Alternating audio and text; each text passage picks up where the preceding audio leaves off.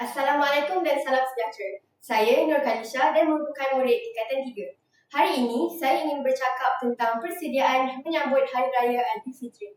Apabila Hari Raya semakin hampir, kita dapat lihat suasana yang meriah di mana-mana. Pusat membeli belah dipenuhi orang ramai, lagu raya mula dimainkan dan ramai yang sibuk membeli baju baru, kuih raya serta menghias rumah. Semua ini memang sebahagian daripada tradisi yang menceriakan sambutan Hari Raya. Namun begitu, persoalannya ialah, adakah persediaan kita hanya tertumpu kepada perkara luaran sahaja?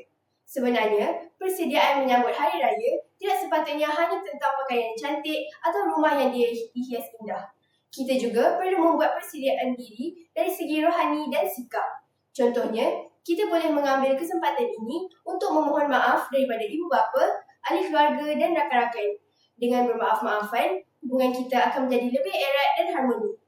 Selain itu, kita juga boleh meningkatkan amalan baik seperti membantu ibu bapa membuat persiapan raya, bersedekah kepada mereka yang memerlukan dan sentiasa bersyukur dengan nikmat yang kita miliki. Hal ini penting kerana tidak semua orang dapat menyambut Hari Raya dengan kemewahan.